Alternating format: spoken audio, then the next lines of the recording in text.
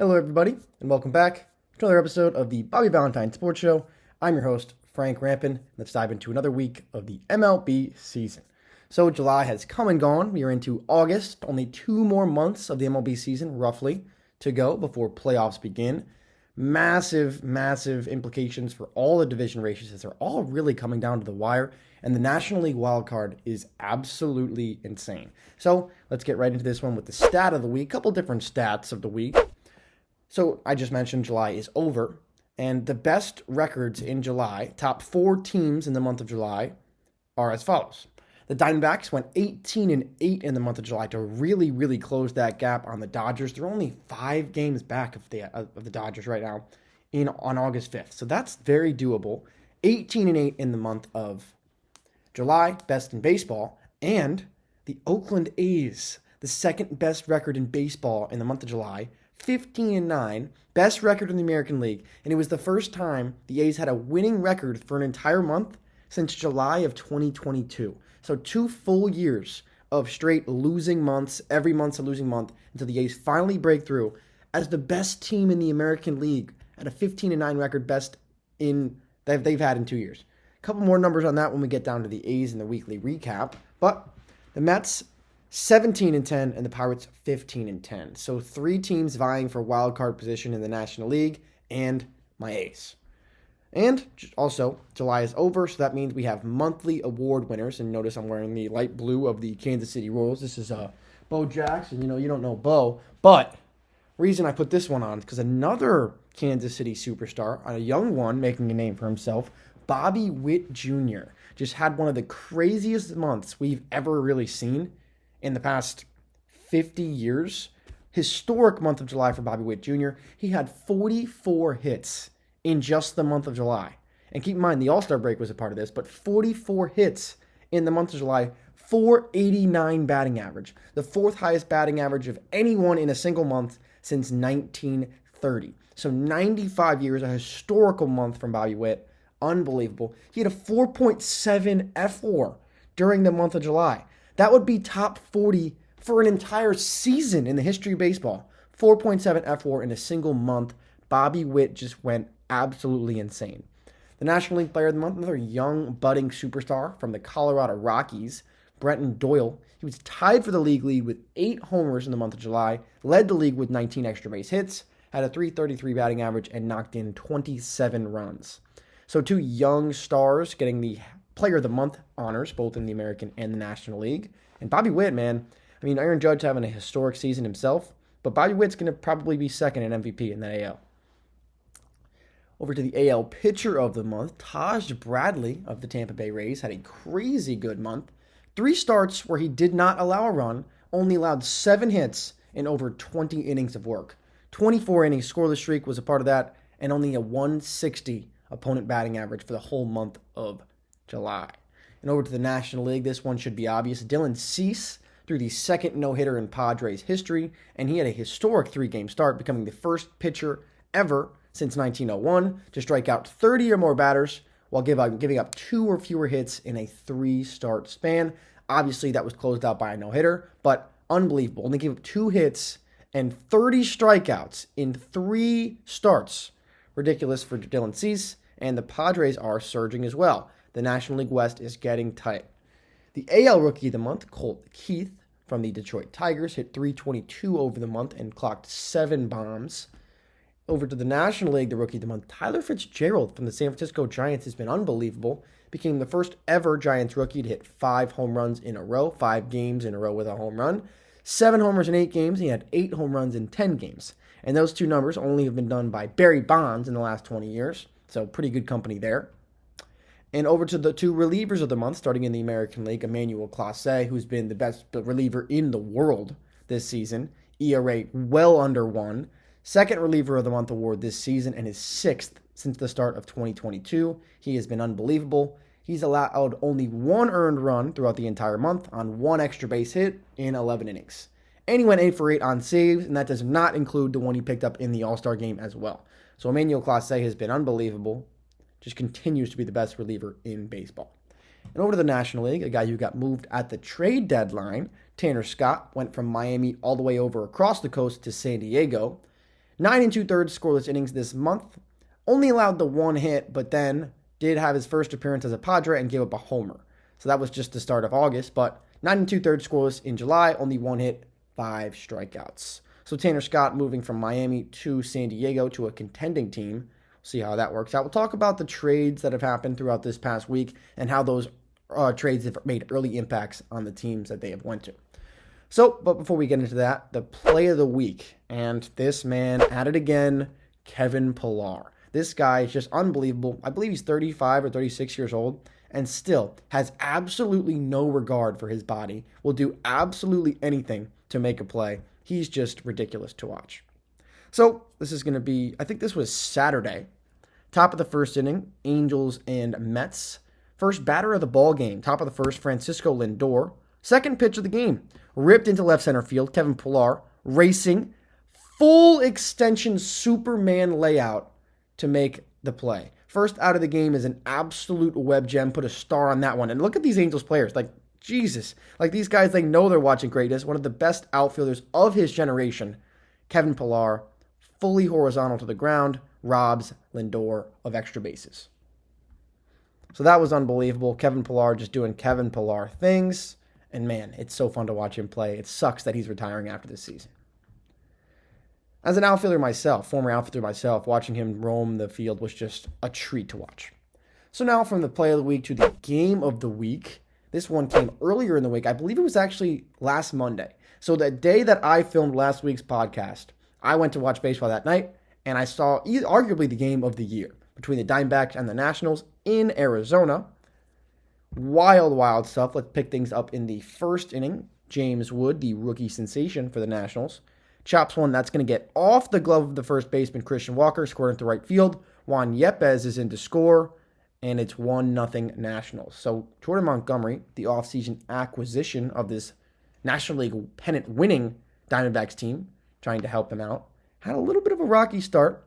Keibert Ruiz here rips one down the left field line, going over his Gurriel. That's going to allow another run to score. That's a double. So 2-0 Nats here in the top of the first after the RBI double from Keibert Ruiz.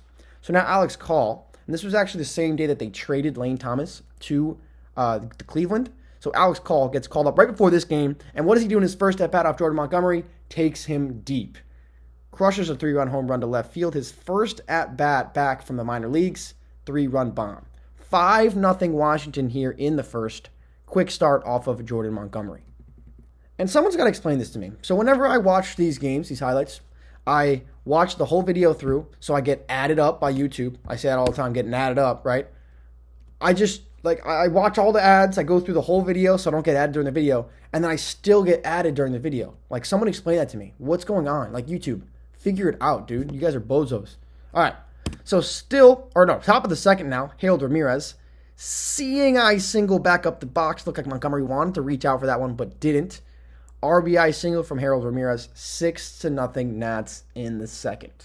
So now, moving ahead, this game actually, so Lane Thomas was traded from the Nationals to the Guardians right before this game, and Christian Walker was removed from this game early. So a lot of speculation that Christian Walker got traded here, but it was just some quad tightness he was dealing with. So Kevin Newman came in to play first base. He comes up for his first at-bat of the game in the bottom of the fourth with 2 outs, runners on first.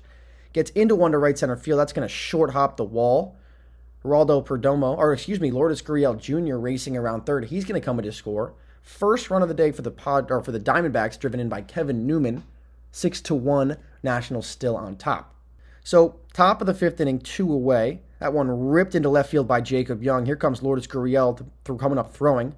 To the plate, one hopper in time to gun down Alex Call. Great throw and a great tag there from Gabriel Moreno. Completes the 7-2 putout to end the frame. Keeping the game at 6-1, Diamondbacks still have a chance. Still need to make some things happen, but great play from Lourdes Gurriel Jr. So here comes Ketel Marte with 2 away in the bottom of the fifth. Runner on third, batting right-handed off of Mitchell Parker. He ropes one back up the middle. That ball was smashed. And the second Diamondback run comes in off an RBI single from Ketel Marte. And man, has he been hot as of late. So now top of the sixth, still 6-2. Harold Ramirez again rips one over the head of Corbin Carroll in right. That's going to hop up over the wall. Excuse me, that was Jake McCarthy in right. But a ground rule double brings in another run for the Nats. It's 7-2. So first and second, 2 outs. Keibert Ruiz from the left side this time. Base hit up the middle. Here comes Harold Ramirez. He will score.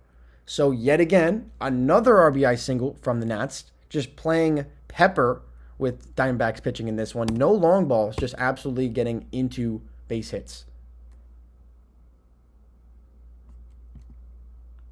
So now bottom of the 7th, Geraldo Perdomo grounds one off the glove of diving Ildemargo Vargas. It squirts into center, allowing the runner to come in from second. So now it's 8-2, or 8-3, Washington on top. So now here comes Jock Peterson. RBI opportunity for him, first and second. Bottom of the 8th inning, 1 away. Good piece of hitting there to shoot that one past the dive to third. Oppo hitting there from Jock Peterson. Another run comes in to score, cutting the deficit in half. 8-4, Diamondbacks still trail. So the score holds up 8-4 all the way to the 9th inning. 8-4 ball game, and Kyle Finnegan, the closer for the Nationals, on the bump. First batter he's going to face is going to be Alek Thomas. He's going to rip a ball into the right center field gap, and the outfield here at Chase Field is very big. A lot of speed from Alek Thomas. He's thinking 3 out of the box. Jacob Young picks it up, but Alek Thomas is going to easily get in there with a stand-up triple to lead off the 9th. But still, Diamondbacks down by 4. Next batter, Perdomo, grounds one through the right side. They can get 8-5. So 2 batters into the 9th, triple, single, 1 run across for the D-backs. Only a 3-run advantage for the Nats. So now Ketel Marte, who's been scorching, like I mentioned, this time from the left side, takes a fastball in off the plate at 98 miles an hour, turns on that one, ripping it out of here. 2-run home run, so triple, single, home run to start the 9th inning for the D-backs. 8-7. They're only down by 1. So after the first out of the inning was made by Gabriel Moreno, Lourdes Gurriel Jr. rips one back up the middle. So triple, single, home run. I believe it was a fly out and then a single. So here comes Corbin Carroll off the bench. His first at bat in this one. Pinch hit opportunity here. Second pitch he sees, high fastball, turned on high and deep to right center, and that ball's gone. Corbin Carroll, first career walk-off home run, pinch hit variety, gives the D-backs the win after they were down by 4 runs heading into the 9th inning. It was the 3rd time in franchise history that the Diamondbacks have come down from a 4-run deficit in the 9th inning, and it matches their second largest comeback ever. Largest comebacks ever in the 9th inning by Diamondbacks. They did it down 5 twice. One time in 2008 and 2011, and then down by 4. They just did it on Monday. So what a wild, wild end to that one. And the Diamondbacks, like I mentioned earlier, ended the month of July 18-8 with the best record in baseball. So that's this wild walk-up, part of the end of that as the month of July was rounding down. But what a month it was for the D-backs, capped off by a stunner, down 8-4 in the 9th, coming back with a triple, single, fly out, single, walk-off home run. That'll do it. Only 1 out recorded, 5 runs across. Wild scenes in Phoenix, and the Diamondbacks take the game and the series against the Nationals. They have been hot, and like I mentioned, they are on the heels of the Dodgers. So let's get into that now. All these division races extremely, extremely tight. The Orioles and the Yankees tied up after the Yankees had a big walk-off win yesterday, but the Orioles made a bunch of moves at the deadline. They got Eloy Jimenez, they got Sir Anthony Dominguez, they got Trevor Rogers. They made a lot of moves. Another one of those moves was Zach Eflin, who had a great start in his first game as an Oriole. He became the 14th pitcher in Orioles history to record 7 or more strikeouts in their team debut. And in that game, Brian McCann was catching. And in the first inning of the game, he wore a 95-mile-an-hour fastball off the nose. Like, it directly hit him in the nose. It might have skimmed the side flap of his helmet as he tried to get out of the way, but it directly drilled him in the nose. And in this game, he was catching, and Adley Rutschman was DHing. So it was game 1 of 2 doubleheader on, I believe it was Wednesday against the Blue Jays. Not exactly sure, but they played a doubleheader. This was game 1. Brian McCann was catching game 1. Adley was in the lineup. So this hit by pitch was huge. Obviously, everyone was like, man, he was bleeding everywhere. Like, he's probably going to come out of this game. His nose was crooked like crazy. He goes over to first. They're like, yo, dude, you got to come off the field. He finally walks from first back into the dugout. But then he just changes his jersey and comes right back out. One of the craziest things I've seen in baseball all season long, really in the past couple years. 95 off the nose, stayed in the ball game, and Brian McCann later had a single. So stays in the game and just wears it, telling his team like he just doesn't care. Another thing that happened in that game, Jackson Holliday hit his first career home run. And guess what? It was a 440-foot grand slam. He became the 5th player in Orioles history to hit a grand slam for his first career home run, and the youngest player in Orioles/Browns franchise history to hit a grand slam at 20 years old and 240 days. Ridiculous. He becomes the youngest, 20 years old, and behind. He moves ahead of Boog Powell, Manny Machado, and Gunnar Henderson, who all did it at the age of 21, and Cal Ripken Jr., who did it at 22. Colton Cowser hit the O's MLB-leading 10th leadoff home run of the season, and he's got a 16-game hitting streak right now, the longest by an Orioles rookie since Trey Mancini in 2017. I talked about the Yankees a little bit there, tied up with the Orioles, and they made a big move of their own. Jazz Chisholm Jr., the utility man, the really all-around athlete the Yankees got this past week from the Marlins, and he hit 2 homers in his second game as a Yankee. So his first ever game as a Yankee was at Fenway Park, maybe a little bit of jitters. Picked up his first hit in Fenway Park in that one, ended up stealing a base, and scored a run. In his second game, he hits 2 home runs against the best team in the league, the Philadelphia Phillies. And what does he do in the second game? Or third game, second game against the Phillies. Hits another 2 home runs. Hits a huge go-ahead home run in the 7th, 3-run, and he had 5 RBIs in that game. He's the first player in MLB history to have 4 home runs in their first 3 games as a team, most ever in a 3-game span with a new team, and he's the second player ever to have 4 in his first week, joining Trevor Story, who did it with the 2016 Rockies. He's the first player in Yankees history to have multiple multi-home run games in his first 3 with the team, and it's the most ever home runs anyone's hit in 3 games with the Yankees. Crazy, crazy stuff. And so Jazz has had 5 multi-home run games in his career. In 403 games with Miami, he had 3. And in 3 games with the Yankees, he's had 2. Ridiculous. And, I had to talk about Jazz Chisholm because he's brought a spark to this team, and they went on a 5-game winning streak immediately after acquiring Jazz Chisholm. But, Aaron Judge is still Aaron Judge.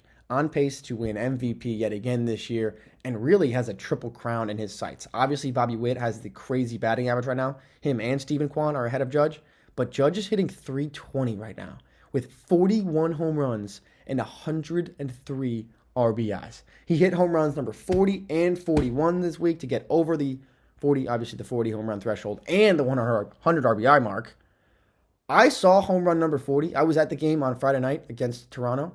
He hit the ball 117.5 miles an hour off the bat, 477 feet. It was the second longest home run hit this season, the third longest of his career, and he became the 4th Yankee ever to hit 40 home runs in at least 3 different seasons, joining Ruth, Gehrig, and Mickey Mantle, and that ball was hit so far. 400 when you watch that happen in person, it doesn't look real. I don't think I'll ever see a ball hit that far like that in my entire life ever again. And that was in the first inning. The Blue Jays scored 3 in the top of the first, and Judge, after a Soto ringing double off the wall, hit one 477 feet, 118 miles an hour off the bat. It was insane. And another first inning home run for Judge. He tied Babe Ruth for the all-time Yankees record for home runs in the first inning in a single season with 16 homers in the first inning. Babe Ruth did that back in 1927, and Judge is only 2 behind the all-time record that A-Rod set in 2001. So the most first-inning home runs in a single season, A-Rod, I just said, had 18 in 2001. Mark McGwire had 17 in 1999. Babe Ruth, Aaron Judge, 16, and Sammy Sosa all had 16 in their respective seasons. So, Aaron Judge is just an absolute psycho. I can't get over that ball that he hit. Judge has 10 multi-home runs since the start of last season. That's the most in MLB. And guess who's in second? Juan Soto has 9. Unbelievable this duo have been for the Yankees, and they need to keep him around. I don't know how they couldn't. Most multiple home run games in first 9 seasons. Ralph Kiner had 40. Aaron Judge sitting in second with 37, one ahead of Eddie Matthews, 36. And Judge, first player in the last 50 seasons to be intentionally walked with nobody on base, 2 outs in the first 2 innings of a game. After the Blue Jays saw him homer in both first innings on Friday and Saturday, they were absolutely done with him. Just put him on base. Red Sox still hanging around. Had a little bit of a struggle to start the second half, but they're still there. Rafael Devers just tied Jim Rice for the most homers in Red Sox history before turning 28 with 196. And last night, Sunday, Willie Abreu had his first 2 home run game of his career, and it included the first home run he ever hit off of a lefty. Pretty cool stuff. The Rays, mentioned Taj Bradley, had a crazy month of July on the mound. Very good. And the Rays have been very good themselves. Finished this first team to win 11 or more first team to win 11 or more rubber games in a single season. So that's the third game of a 3-game set when it's tied up 1-1. That decisive game 3, they've won 11 this season. That's only behind the Oakland A's of 1989, who won 12. And the Blue Jays sitting at the bottom of this division, not really going to do it this year. Vlad Jr., though, has been unbelievable. Hottest hitter in baseball, arguably. I think he's got 8 homers in his last 15, and he just is crushing baseballs right now. He terrorized the Orioles for a 4-game set. Going over to the National League, the Philadelphia Phillies. They made some moves at the deadline, getting Austin Hayes and Carlos Estevez, so Austin Hayes is going to help them out in the outfield with some depth. Better defense than Schwarber has out there, and Carlos Estevez hopefully going to be their closer at the back end of their bullpen. And Zach Wheeler had a tough start this week against the Yankees where he gave up 7 earned runs, but had a great bounce-back start on Sunday where he just had his 5th game of the season with 6 innings pitched and 2 fewer hits allowed. So the most games with that stat line, 6 innings pitched and 2 or fewer hits allowed by a Philly in a season since the mound was moved back in 1893. Grover Alexander has the record with 7 back in 1915, and Wheeler, like I just said, got number 5. So in striking distance with 2 months to go. And Kyle Schwarber just tied Charlie Blackmon for 10th all-time with his 41st leadoff bomb. Phillies have been struggling as of late. They had a 5-game losing streak that was ended on Sunday. 6-0 win against Seattle. But man, the Phillies are struggling. The Orioles and the Yankees were struggling for a time. The Yankees look like they're starting to turn it around. The Braves were struggling for a long time. The Dodgers just had their first losing month in like 5 years. All the good teams are kind of shortening the gaps between their division races. So this last 2 months of the season could be very, very fun. The Braves still sitting in second place in the East. Matt Olson and Travis d'Arnaud became the first pair of Braves teammates to hit back-to-back home runs twice in the same game. First time it happened since 1998, excuse me. Matt Olson, 5 homers in 6 games after hitting 1 in his first 29 games in July. Spencer Schwellenbach, who's been so good this year, the rookie pitcher, only pitcher since 1901 to have 70 or more strikeouts and 10 or fewer walks within their first 11 games. So a lot of talk about Paul Skeens and all that, but Spencer Schwellenbach has been a great rookie addition to this Braves staff. Another great pitcher the Braves have had, not as much of a sample size as Schwellenbach, Grant Holmes, second pitcher since 1961 to have his first 7 outs of his career start via the strikeout. And Jorge Soler, Eddie Rosario, and Adam Duvall, the whole gang back together, picking up Eddie Rosario about, 2.5 or 3 weeks ago, and Soler at the deadline. So all those guys who played outfield for this team back in 2021 when they won the World Series, all back. The New York Mets lost 2 in a row to the Angels out in Anaheim. Edwin Diaz picked up first 4-out save of the season to secure the shutout, and it was the 3rd shutout in a 16-game span for the New York Mets after having only 1 in their first 91 games. And the most home runs by any player through their first 800 career games. Aaron Judge has the most with 244, Ryan Howard 236, Ralph Kiner 228, and Pete Alonso in 4th place ahead of Albert Bell at 214. And Mark Vientos, the 3rd baseman, listen to his stats through his first 143 career games. 25 home runs through those first 143. Guess who also had 25 through their first 143 games? The captain, David Wright, 25 home runs in his first 143 career games, had a lot of positive things to say about Mark Vientos, who's been great for this Mets team. And a couple of key additions the Mets made at the deadline. Paul Blackburn, the right-handed starter from my Oakland A's.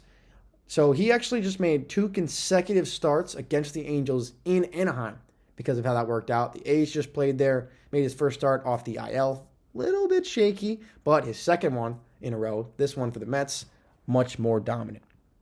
Jesse Winker also comes over, the man who has had some history with this Mets team. Comes in hopefully to provide some left-handed bat in the lineup.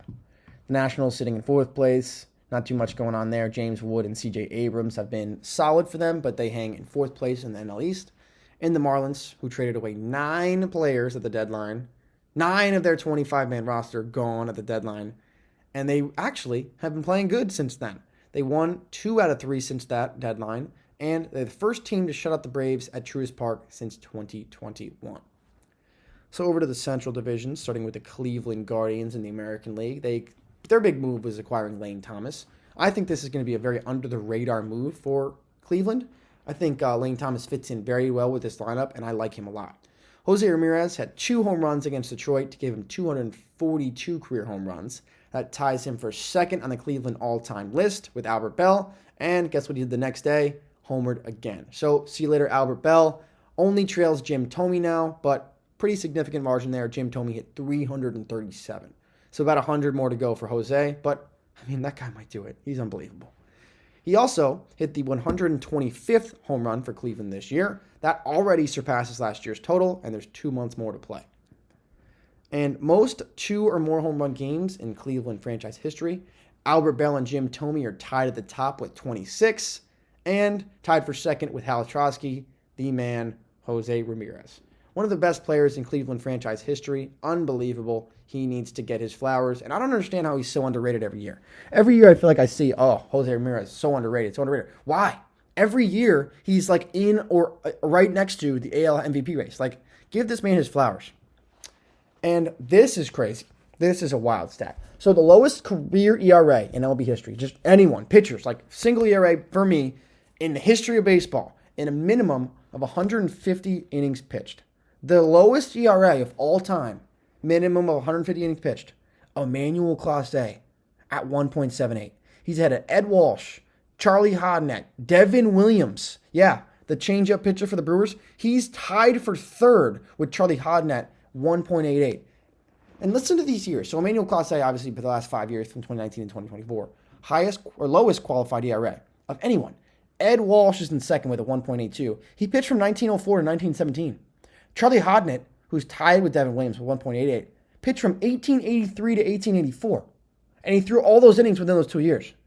Addie Joss is right behind Williams and Hodnett. 1902 to 1910. Jim Devlin, 1873 to 1877. Jack Pfister, 1903 to 1911. And Smokey Joe Wood, 1908 to 1922. Like, these guys pitched over 120 years ago. Like, these guys are the founders of baseball. Some of these guys pitched before the mound was set to 60 feet 6 inches. So it just shows you how historic the careers of Emmanuel Clase and Devin Williams have been. Emmanuel Clase, 1.78 ERA through 150 innings pitched, the lowest qualified ERA in the history of the sport. Ridiculous. Minnesota Twins still vying for that wild card spot in the American League. Bailey Ober became the first Twins pitcher to have 8 consecutive quality starts since Phil Hughes back in 2014. And the Kansas City Royals, mentioned it at the jump, Bobby Witt Jr. had one of the greatest single months we've seen in the last 100 years. The highest batting averages in a single month since 1930. The best batting average in any month since 1930 was Todd Helton, the new Hall of Fame member. In May of 2000, he hit .512 during the month of May. Pudge Rodriguez in June of 2004 hit .500 on the dot. Lou Gehrig, the Iron Horse, in June of 1930 hit .495. George Brett, the other Kansas City legend on this list, in July of 1980 hit .494. And right behind him, in July of 2024, Bobby Witt Jr. hit .489. And Bobby Witt Jr. just became the first player in Major League Baseball history to start a career with 3 consecutive 20 home run, 20 stolen base seasons. and he's probably just going to do it every single year of his career. Salvador Perez, the captain of this Orioles team, recorded his 200th go-ahead RBI of his career. That's second in Royals franchise history, only behind Mr. Royal himself, George Brett. It was 444. Yeah, 444. They had 9 hits in a row on Friday night. That ties the franchise record set back in 1980. And the Tigers have been hanging around a little bit, just had a heartbreaking series loss to the Kansas City Royals. Sunday, they were leading Game 3, the rubber match series, winning 2-0 with 2 outs in the top of the 9th inning. MJ Melendez came in to pinch hit and hit a go-ahead 3-run homer to give the Royals the lead. So the Tigers still on the outside looking in, but better season than a lot of people had thought. Not a better season than a lot of people might have thought. Brings us to our next point. The Chicago White Sox. The Chicago White Sox sit at a staggering 27-87. 60 games under 500, 20 losses in a row. Franchise record for losses in a row. They're only the 7th team in the history of baseball to lose 7 games in a row. They're the first team to do it since the 1988 Orioles. They've set an MLB record by losing 16 consecutive games since the All-Star break. They're one away from tying the all-time American League record that the 1988 Orioles set. And here is that list of the longest losing streaks in MLB history. The 1961 Phillies own the record at 23, so that is not too far off. The 1988 Orioles own the American League record at 21. That would be today if it happens. The 2024 White Sox, 20 losses in a row, tied with the 1969 Expos, the 1943 Philadelphia A's, the 1916 Philadelphia A's, and the 1906 Americans. Yeah, the Americans. Like, holy shit. And there's 60 games under 500 by August 4th. That's the earliest date into a season that any team has ever gotten to 60 games under 500 since the 1899 Cleveland Spiders. They got there on August 1st. And that 1899 Cleveland Spiders team, that was the worst team of all time. They went 20-134. They set the record for the most losses ever in a season, and it's never been broken, even though that was only a 154-game season. The season was 154 games. They lost 134 games, and that's never been surpassed, even with 162 games. So that's the worst team of all time, and the White Sox are right on pace with them. Ooh, this is crazy. This is actually crazy. I thought the A's last year were bad. This White Sox team is unbelievably bad. Over to the National League Central, the Brewers had a little bit of a speed bump recently. Their big move of the trade deadline really was Frankie Montas, the pitcher from the in-division rival Cincinnati Reds. But the Brewers have hit a little bit of a struggle, like all really the good teams have lately. The Brewers, the Phillies, the Dodgers, both the Yankees and the Orioles have having a weird stretch. It's just been a weird month or so to get everything tight now. All these division races are incredibly tight. Let me read to you the gaps in each of the divisions. So the Yankees and the Orioles obviously are tied, but they're only 6.5 games ahead of Boston. So that's a 3-team race, kind of. More of a 2, but it could be a 3. Cleveland's only 4.5 games ahead of Minnesota. Seattle, they've been hanging on by a thread. They're only a game ahead of Houston. Philadelphia, only 6 games ahead of Atlanta. Milwaukee's only 5.5 ahead of St. Louis. And the Dodgers are only 4.5 games ahead of San Diego. San Diego went ahead of the D-backs last night. But the biggest gap between anybody was 6.5, and that was the Red Sox. And the Red Sox aren't in the race. It's the Orioles and the Yankees. So this is going to be a wild last 2 months of the season. And I already have mentioned these wildcard races are already going to be nuts. So the Cardinals, they just lost a big series this weekend to the Cubs. Cubs trying to get themselves back in it. Tommy Pham went back to the Cardinals, their big trade line acquisition. And in his first at-bat back with the Cardinals, got a standing ovation from the crowd, and he hit a pinch hit grand slam. First pinch hit grand slam since Albert Pujols in 2022, and it's the 5th one since 2000. Stayed hot in his first week, did Tommy Pham, and he became the 4th Cardinal since 1901, and the first since Will Clark back in 2000, to have 8 or more hits, 4 of those being extra bases, 7 or more RBIs in his first 5 games back with the team. Crazy stuff from Tommy Pham this week, and man, like they need him. Like they're in the thick of this wildcard race. And Michael McGreevy, made his MLB debut and threw an absolute gem. Became the first Cardinals pitcher with 7 innings pitched in his MLB debut since Daniel Ponce de Leon back in 2018. Pittsburgh Pirates still in the thick of this National League wildcard race. Paul Skeens pitched yesterday, and it was really the first time that he wasn't utterly dominant. He didn't have the strikeout numbers that we're accustomed to seeing from Skeens. The Diamondbacks really grinded him out. He had a 4-0 lead going into the 6th inning. Gave up a leadoff triple to Corbin Carroll and an RBI ground out to Ketel Marte. So 1 earned run makes it 4-1. He gave up another single and then walked the guy on 4 pitches. And that was the end of his day. So he got through 5 1/3. He struck out 4. He walked 3. And he was responsible for 2 runners on base. One of them ended up coming in to score on a single. So 2 earned runs on the ledger for Paul Skeens, moving his ERA up from 1.9 to 1.99. Still unbelievable. But really the first time that Paul Skeens hasn't looked dominant. And later in the game, the Pirates blew the game and they lost it 6-4. Ended up being 6-5 actually. But Paul Skeens, eerily similar rookie season to Fernando Valenzuela. And I feel like this is so cool to me. Like I feel like for my whole life I've been hearing Fernando Valenzuela had the craziest rookie seasons of all time. Oh my God, he won Rookie of the Year and Cy Young. Like he was so good. Watching him was a treat to watch. We're basically doing it again here. Paul Skeens is basically emulating Fernando Valenzuela. So this was before Sunday start, which was yesterday. Before his 13th career start on Sunday. Through his first 12. This is his first, for Paul Skeens' first 12 career starts, his numbers versus Fernando Valenzuela in his rookie year in 1981. Paul Skeens, 1.93 ERA. Fernando Valenzuela, 1.90. 97 strikeouts for Skeens, 90 strikeouts for Fernando. 74.2 innings pitched for Skeens, 99.2 for Fernando.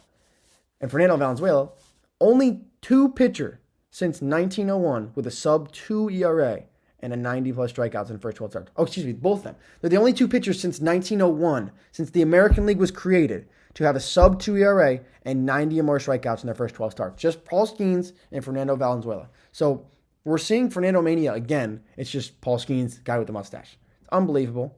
Pirates made some moves at the deadline as well. They got Brian De La Cruz from the Marlins. They got IKF from Toronto. So hopefully they're going to be able to do well. And they were included on that top 4 list for best records in July. 4th best record in baseball, 3rd in the National League at 15-10. And they just had a series against the Astros, and they became the only MLB team in the modern era since 1961 to strike out 35 or more times and commit 8 or more errors in a 3-game series where none of the games went to extra innings. And they won 2 out of 3 of those games. So the first team ever to have 35 or more strikeouts and 8 or more errors committed in 3 games. And they still won the series 2 out of 3. Crazy. And David Bednar, after a really, really shaky start to his season, blowing 3 of his first 4 save opportunities, he's now converted 19 in a row. So, looking to get things going, and they need him. The Cubs, weird time in their season for the Cubs, as they're sitting 55-59, but they still have a chance because the National League's wide open. They traded away their young third baseman, Christopher Morel, to the Rays for Isaac Paredes. And, I mean, Paredes has been also all right for them. That was a little bit of a weird trade, I thought. Most consecutive steals to start a season in Cubs history since 1951. Number 1 on the list, Pete Crow Armstrong at 21 consecutive this year. He's ahead of Brian McRae, who had 12 in 1966, and Corey Patterson and Ryan Sandberg, who both had 11. They had a 9-double game against the Reds this past week, their most in a game since 2010, and Pete Crow Armstrong's 21 steals without being caught are tied for second most by a rookie ever. And down to the Reds, team I expected to win this division, in last place in the division. Elly De La Cruz, though, unbelievable. He has 86 steals, 81 extra base hits, and 83 walks through his first 199 games. Only player since 1900 to have 80 steals, 80 extra base hits, and 80 walks in his first 200. And the most steals ever through a player's first 206 games since 1901. Here is the top 6. Vince Coleman, 145 steals in those 206 games. He's in first. Tim Raines, second place, 123. Fritz Mazel had 99. That's ahead of Ricky Henderson, who had 94. Ricky's tied with Benny Koff, who also had 94. And Elly De La Cruz, fifth place with 92.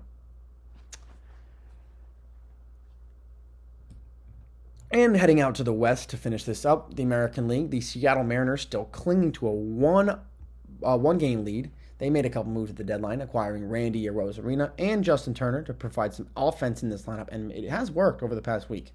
Luke Riley had a 3-run home run a game. Justin Turner hit his first Seattle Mariners home run. It was a grand slam. And there was the first time that a Mariner hit a 3-run home run and a grand slam in the same inning since 2003. And Mitch Haniger seems like he only performs well when he's on the Mariners, one of those like Jed Lowry situations with the A's. Now tied with Jim Presley for the most walk-offs in Mariners history with 7.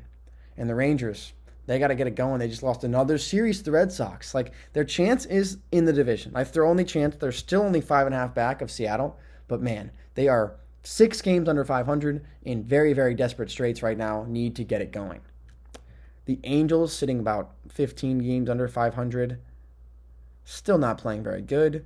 Logan O'Hoppe became the fourth catcher in Angels franchise history to have 15 home runs in multiple seasons. Lance Parris did it 15 home runs in just any season by an Angels catcher. Lance Parris did it 3 times. Earl Averill did it once. Benji Molina did it once. And now Logan O'Hoppe joins the short list.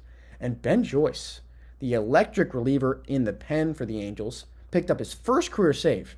And he picked up that save by striking out JD Martinez with a 104.7 mile an hour fastball. 104.7. That's the hardest pitch ever recorded for a strikeout in the pitch tracking era, which is since 2008. Unbelievable. And my A's still sitting 21 games under 500, but they just had the second best record in all of July in baseball and the best record in the American League. 15-9 in July, the first full month that the A's have had a winning record since July of 2022, and they hit 45 home runs in the month. That's 4 more than any other MLB team. Brent Rooker and Lawrence Butler went absolutely insane. Like Bobby Witt, he almost hit 500 in the month. He won the Player of the Month. I guarantee numbers 2 and 3 were Brent Rooker and Lawrence Butler. They both went absolutely nuts. Brent Rooker hit over 400 in the month of July, 405 batting average, 11 home runs is the most in baseball. 30 RBIs was also the most in baseball. He had an OPS of 1.332. He became the 4th A's player since 1961 to finish a month with at least 11 homers and 30 RBIs, and the fastest A's player to reach 80 RBIs in a season, 98 games, since Crush Chris Davis did it in 97 games in 2018. What a month from Lawrence Butler, and he hasn't stopped. He's got another homer in July, or August, 2 more home runs in August. And Lawrence Butler hit 375 in the month of July, had 10 home runs, 27 RBIs, an OPS of 1.251. And the best OPSs in July in athletics history. Brent Rooker, number 1, 1.347. This year, Mark McGwire had a 1.318 in 1996. Ramon Laureano had a 1.281 in 19. Lawrence Butler, right there, 1.265. That's ahead of Ricky Henderson and Mitchell Page. Like, a ridiculous month. Lawrence Butler had 18 extra base hits in the month. That's tied for the 3rd most ever in July in A's history, behind Reggie Jackson, who had 21 in 1969, 20 in 1975. Lawrence Butler tied with Jose Canseco, Jason Giambi, and Nick Swisher with 18. And I mentioned it earlier, Paul Blackburn traded to the Mets. Now, Seth Brown is the only remaining Oakland A from the 2021 season. Crazy stuff. Only player remaining from the 2021 season. That's Matt Chapman, Matt Olson, Marcus Semien, Mark Canha, Chris Bassett, Frankie Montas, like the whole team. Jonah Bride, Sean Murphy, Jonah Heim, like everyone's gone. Unbelievable, and they're just tearing it up across the league. And they also traded a big bullpen piece, Lucas Erceg, but I was honestly surprised with how little the A's did, and I'm happy about it. Thank God Rooker's still on the team. And the Dodgers, the Dodgers just had their first losing month since 2018. They went 11-13 in the month of July, and it was the first time that in any month they had a losing record in 7 years. Pretty unbelievable stuff. They were extremely active at the deadline, though. Got Jack Flaherty, they got Tommy Edman, they got Michael Kopech, they got Kevin Kiermaier. So this is going to be a new-look Dodgers team. As of late, Jack Flaherty made his first start against the A's at the Coliseum and dominated. Michael Kopech came in and pitched that game too, had a great inning. I don't think I've seen Tommy Edman play for the Dodgers. Kiermaier, I saw him play. Kershaw just had the first start of his career where he didn't record a single strikeout. Wednesday against the Padres, it ended the longest streak of consecutive starts when recording a strikeout since 1893. And that 1893, again, that was the year they moved the mound to 60 feet 6 inches. Kershaw just ended the longest streak ever of consecutive games with a strikeout. 423 consecutive games snapped. That was ahead of Tom Seaver, who had 411, Nolan Ryan, who had 382, and Kurt Schilling, who had 378. And now the new active leader is Lance Lynn, who has 315 consecutive games with a strikeout recorded. And the Dodgers, when they were leading by 5 more runs this year, through June, 22-0. In July, they went 1-3. Most losses of this kind in a month since 1934. So maybe a little bit of problems for the Dodgers as they are losing ground in their division, only up by 4.5 over San Diego. And the fewest games to 30 homers and 30 steals in the history of baseball was Eric Davis, who did it in 90 games in 1987. A-Rod did it in 107 in 1998. And now Shohei, tied for third with Bobby Bonds, with 108 games it took him to get to 30 home runs and 30 steals. And including the postseason, the Los Angeles Dodgers finished with a 9-21 record all time at the Oakland Coliseum. That is the third lowest winning percentage of any team at the Coliseum. So how about that? Take that, eh? And the Padres, they acquired Tanner Scott, being their big trade line acquisition, trying to get him at the end of the bullpen, who was great for the Marlins. Obviously, we just saw him as the reliever of the month. He became just the third NL West team in the last 50 years, the Padres of this year, to win 7 of their first 10 games versus the Dodgers in a season. First Padres team ever to do it. They joined the 1987 Astros and the 1976 Giants. And Dylan Cease's 24-inning scoreless streak tied for the third longest in the majors this season. The Diamondbacks, they've been very, very good in the month of July. Talked about their crazy win. It was the game of the week. Came down 8-4 to beat the Nats in the ninth. Alek Thomas hit a triple, followed by a single, homer, line out, single, homer. Third time ever, the Diamondbacks came back from down 4 in the ninth, and it was their second largest comeback in franchise history. Second career 3-home run game for Eugenio Suarez. His last one came in 2020 with the Reds, and they picked up Josh Bell. And an interesting thing with that, they play the Pirates in an important wildcard series starting on Friday night. Friday night, top of the first inning, first batter of the game, Corbin Carroll, triple. Throw to third, gets away, goes to the dugout. Scores. Next batter, Ketel Marte, homer. Next batter, Jock Peterson, homer out of the stadium. Next batter, Josh Bell, first at bat as a Diamondback. First pitch he sees as a Diamondback, homer out of the stadium. So 4 consecutive batters to start the game for the Diamondbacks came around to score. A triple and an error came in to score, and then back-to-back-to-back home runs. First pitch Josh Bell ever saw as a Diamondback hit out of the stadium. And then later in the game, those 4 batters had 15 total bases. First 4 batters of the game for the Diamondbacks. 15 total bases by the first 4 batters of the game. Most total bases for the first 4 batters since 1961. Unbelievable. And later in the game, somehow, the Diamondbacks went down. They were up 4-0. They were up 6-0 in the game, and they go down 7-6. And what comes up later? Josh Bell hitting for his first time from the right side as a Diamondback, facing Aroldis Chapman, hits a ball out at 102.9 miles an hour. 102.9 miles an hour. 2-seam fastball, mind you, with a lot of movement from Aroldis Chapman, deposited over the right field wall by Josh Bell. Fastest pitch ever hit from a home run in the StatCast era, and it was the first time the D-backs hit 3 homers in a row since 2019. Unbelievable start to the career of Josh Bell as a Diamondback. 2 home runs, homered on the first pitch he saw, and then homered on the fastest pitch ever homered off of in baseball history for his second at bat. Homer from both sides of the plate, too. And they had the best record in July, 18-8. The Giants going to need to figure it out right now, but Blake Snell just threw a no-hitter.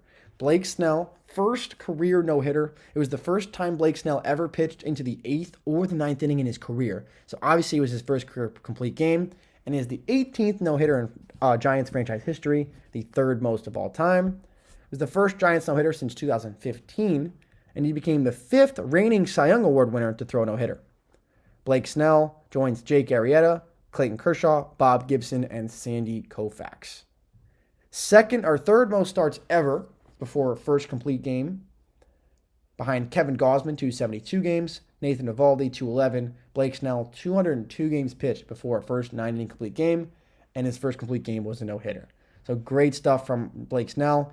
It was always his thing, like people knacked on him, killed him for not being able to go deep into games. And he shut everyone else up with a no-hit performance. Great stuff from Blake Snell. Maybe that gets this Giants team going. They did just make a move to get Mark Canha. So bring Mark Canha, former A, back to the Bay Area. And actually, the day before Snell threw his no-hitter, Logan Webb threw a complete game shutout against the A's.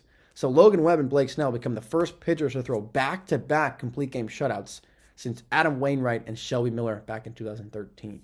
The Colorado Rockies round things out. Brenton Doyle just had a great month of July where he tied for the league lead in home runs with 11 with Brent Doyle and a couple other guys.